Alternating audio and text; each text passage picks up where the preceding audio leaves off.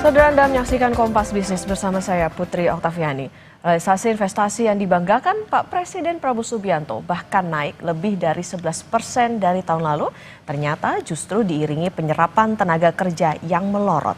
Realisasi investasi asing juga menyusut, bahkan terendah sejak 2024. Inti-intinya kita berada di jalan yang benar. Usaha untuk membuat seolah-olah Indonesia dalam keadaan susah, Indonesia dalam keadaan gelap, Indonesia ekonomi gagal, itu saudara-saudara, itu adalah upaya menurunkan semangat kita, dan itu tidak benar, saudara-saudara sekalian. Saya diberi laporan oleh Menteri Investasi, bulan ini sudah mencapai target yang ditetapkan oleh APBN tahun lalu. APBN 2025 kita sudah mencapai target bulan Agustus ini, 4 bulan sebelum akhir tahun sudah mencapai. Presiden Prabowo Subianto kembali membanggakan pencapaian. Kalau kemarin tentang data kemiskinan yang berkurang, kini Presiden happy dengan realisasi investasi. Benar, realisasi investasi kuartal 2 2025 naik 11,5% dibanding tahun lalu. Rinciannya, total 477,7 triliun rupiah. Terdiri dari penanaman modal dalam negeri 275,5 triliun rupiah dan investasi asing 202,2 triliun rupiah. Selamat Pak Presiden Prabowo. Namun, Kompas Bisnis menemukan data yang sangat menarik di paparan Kementerian Investasi, Hilirisasi, dan BKPM. Data berikut seharusnya jadi alarm yang membuat Pak Presiden tak boleh terbuai. Data apa itu? Jawabannya adalah realisasi investasi versus serapan tenaga kerja. Investasi kuartal yang sama tahun lalu boleh saja lebih kecil, yaitu 428,4 triliun rupiah. Tapi lihat, angka serapan tenaga kerjanya tinggi sampai 677 ribu lebih. Bandingkan dengan kuartal 2 tahun 2025, realisasi investasinya lebih melesat, yaitu 477,7 triliun rupiah. Tapi serapan tenaga kerjanya justru melorot, turun ke 665 ribuan. Pak Presiden Prabowo, Kompas Bisnis tunjukkan data lain lagi, yaitu realisasi investasi asing. Angkanya terus melandai sejak awal tahun 2024. Bahkan, realisasi kuartal 2 yang dibanggakan asing berada di titik terendah, yaitu 202 triliun rupiah. Kita lihat memang tidak bisa dipungkiri geopolitik yang meningkat ini tentunya mempengaruhi sekarang investasi di seluruh dunia. Dan alhamdulillah kalau kita lihat di saat geopolitik yang sedang tinggi ini, para investor domestik atau lokal ini mempunyai kekuatan yang besar. Dalam rangka apa? Dalam rangka mereka juga ingin meningkatkan perannya berinvestasi di Indonesia. Karena yang kita sampaikan bahwa hitung-hitungannya jelas, potensinya ada, tentunya kita memberikan prioritas kepada investor dalam negeri juga agar mereka bisa berinvestasi di Indonesia, karena kembali lagi kita kan ingin supaya para investor dalam negeri ini juga lebih menikmati hasil yang ada di Indonesia ini lebih besar gitu. Pak Presiden, tolong beritahu kami masyarakat awam sampai investor, apa lanskap atau rencana prioritas di sektor investasi jangka pendek? Apa yang akan dilakukan? Apakah pro pada padat modal dan teknologi, tapi minim serapan tenaga kerja, Pak? Indonesia punya bonus demografi. Jangan lengah, Pak, karena ini bisa jadi petaka demografi. Dia Megasari Anjaya, Tim Liputan, Kompas TV.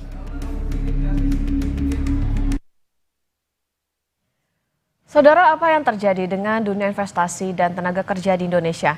Apa yang ada di benak asing sampai investasi mereka rasanya enggak seru sampai turun ke level terendah sejak 2024? Kompas Bisnis akan tanya ke Direktur Eksekutif Selyos Bima Yudhistira. Selamat pagi Mas Bima. Selamat pagi. Mas Bima, Presiden Prabowo bangga realisasi investasi kuartal 2 kemarin melesat lebih dari 11% dibandingkan dengan tahun lalu. Tapi ada data yang menarik, serapan tenaga kerjanya ini justru turun. Aduh, ini tuh jadi alarm bahaya lagi nggak nih buat dunia lapangan kerja kita? Ya, ini menunjukkan satu hal yang pasti bahwa kualitas dari investasi yang masuk, baik PMA maupun PMDN secara total terhadap serapan tenaga kerja itu semakin menurun. Jadi kita harusnya tidak mengejar secara kuantitas saja, tapi kualitas dari berapa banyak investasi yang diciptakan itu bisa mensejahterakan masyarakat lokal, juga serapan kerja, terutama di sektor yang sifatnya formal. Ini semua nih salah satunya adalah karena pemerintah punya ambisi mendorong sektor-sektor yang sifatnya padat modal. Jadi yang diberi insentif lebih banyak untuk masuk adalah investasi yang sifatnya padat modal dibandingkan yang sifatnya padat karya. Jadi memang serapan tenaga kerjanya terus menurun. Misalnya sebelumnya di 2024 itu investasi dengan proporsi tenaga kerjanya setiap 1 triliun investasi itu bisa sampai 1.500 orang. Ini secara total sekarang setiap 1 triliun investasi yang masuk secara rupiah itu hanya menyerap 1.300-an orang tenaga kerja. Jadi elastisitasnya semakin kecil dan ini harusnya jadi bahan evaluasi. Kenapa Indonesia yang sedang menghadapi usia produktif yang cukup tinggi, ini investasinya tidak match dengan kebutuhan serapan tenaga kerja tadi. Oke, bukan cuma kejar angkanya berapa, tapi juga bagaimana kualitas dari investasinya itu sendiri. Mas Bima, yang menarik juga, asing nih rasanya ngelihat Indonesia nggak asik buat investasi. Buktinya data terendah sejak awal 2024. Apa sih sebetulnya yang ada di benak asing, terutama untuk mereka berinvestasi di dalam negeri? Salah satunya adalah ketidakpastian dari regulasi. Jadi kalau dilihat secara regulasi itu masih banyak PR yang membuat daya saing Indonesia misalnya di IMD Competitiveness Index atau ranking tahun 2025 itu menempatkan Indonesia turun peringkatnya 17 peringkat. Jadi ini salah satu bahan evaluasi reformasi birokrasinya kemana. Perizinan soal bea masuk, kemudian bea keluar pengurusan ekspor impornya itu masih dinilai cukup rumit. Banyak kebijakan yang sifatnya flip-flop.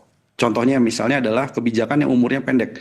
Jadi kita bisa petakan banyak kebijakan yang diumumkan kemudian diubah dalam waktu yang sangat singkat. Dan pada kuartal 1 kemarin 2025 ada banyak kebijakan yang nggak bisa diprediksi. Misalnya ada RUU TNI, kemudian ada pembentukan Danantara. Jadi investor agak sulit menduga sebenarnya kemana sih arah kebijakan dari pemerintah. Termasuk apa yang misalnya disampaikan oleh Pak Prabowo di depan dari pengusaha, kemudian dari serikat pekerja soal Satgas PHK sampai sekarang belum ada.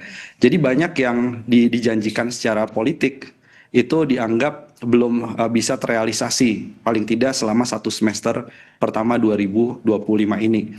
Dan juga transparansi data. Jadi kalau dicek banyak investor itu juga melihat kita lihat APBN kita, ini salah satu bentuk transparansi dari sisi anggaran. Itu terakhir di bulan Desember 2024. Jadi pemerintah sedang mendiskon banyak sekali data yang dibutuhkan untuk pengambilan keputusan investasi. Itu datanya susah sekali dipublikasi. Kalaupun ada hanya mendengar misalnya APBN kita di YouTube-nya Kementerian Keuangan. Tapi laporan dokumennya itu di 2025 bisa saya katakan dokumen lengkapnya belum ada. Oke, ini bisa dikatakan artinya berhubungan nggak dengan bagaimana ini kepercayaan investor. Nah ini jadi titik kritis nggak sih? Karena tadi datanya terus menurun nih soal pemodalan asing ini Mas Bima. Ya, saya kira ada kaitan ya antara trust investasi. Karena investasi yang kita butuhkan kan investasi yang dia membangun pabrik, yang membangun sektor pertanian dalam jangka yang sangat panjang. Jadi kalau investor melihat ini kenapa ya pemerintah akhir-akhir ini seolah tidak mau membuka datanya secara transparan. Pembentukan undang-undang juga termasuk soal Danantara, padahal punya implikasi luas kepada pelaku usaha. Kemudian juga terkait dengan data-data fiskal, data-data utang, hanya sepotong-sepotong. Ini kan fiskal ini atau APBN itu menjadi salah satu cara investor untuk melihat Indonesia dari sisi kemampuan membayar utangnya bagaimana, dari sisi kemampuan untuk menciptakan penerimaan pajaknya juga seperti apa. Itu saya kira hal yang saling berkaitan. Oke, tadi disinggung soal bagaimana transparansi data. Tentang persepsi data ini kan tidak ada dusta di antara data. Maksud kami adalah transparansi itu tadi ya. APBN kita yang sempat menghilang berkali-kali, kemudian balik lagi data PHK yang tidak dirilis setiap bulan. Terakhir data kemiskinan yang mundur. Apakah ini mempengaruhi persepsi transparansi pemerintahan Presiden Prabowo, Mas Bima? Ya, misalnya BPS. Buat apa BPS melaporkan dulu kepada Presiden soal data kemiskinan, data pengangguran? Ini kan artinya ada jeda antara yang dilaporkan kepada Presiden, Kepala BPS melaporkan pengangguran turun, kemiskinan turun, dengan yang publik bisa melihat di dalam website atau keterangan pers dari Badan Pusat Statistik. Sehingga waktu jeda itu akhirnya menimbulkan spekulasi. Ini bagaimana independensi soal pengambilan data? Ini bagaimana independensi dari kepentingan politik untuk mempengaruhi data statistik? Ini saya kira isu yang cukup serius karena terjadi kemunduran signifikan dalam hal transparansi data akhir-akhir ini. Oke, ini juga tentunya mempengaruhi tadi balik lagi ya soal bagaimana kepercayaan pada investor tidak hanya dari asing tapi juga di dalam negeri. Mas Bima, nanti kita lanjutkan kembali dan saudara tetap bersama kami di Kompas Bisnis.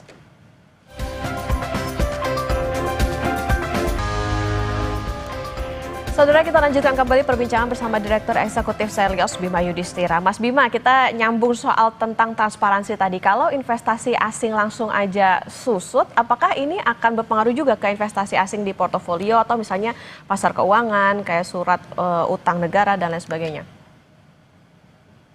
Dua hal yang beda antara realisasi investasi yang langsung, artinya membangun pabrik atau masuk ke sektor telekomunikasi perdagangan, dengan investasi yang berputar di level portfolio. Nah, kalau asing di level portfolio sebenarnya melihat suku bunga dari surat utang Indonesia atau SBN itu masih cukup tinggi, masih cukup menarik. Angkanya di atas 6% untuk tenor 10 tahun. Jadi hanya itu yang menjadi salah satu pertimbangan. Nah, tapi yang kita butuhkan adalah bagaimana investasi PMA ini bisa masuk ke sektor-sektor prioritas. Terutama misalnya hilirisasi. Nah, sekarang banyak perusahaan-perusahaan yang mengurangi produksi untuk ferronikel, nikel pig iron atau produk turunan dari nikel. Dan juga ada ketidakpastian apakah Amerika Serikat bisa membeli langsung misalnya konsentrat tembaga, konsentrat atau biji nikel secara langsung. Ini juga menjadi salah satu pertanyaan yang harus dijawab bahwa Indonesia harus firm melakukan hilirisasi mineral dan hilirisasi mineral ini harus bertemu sampai kemudian menjadi produk-produk yang final atau produk-produk jadi.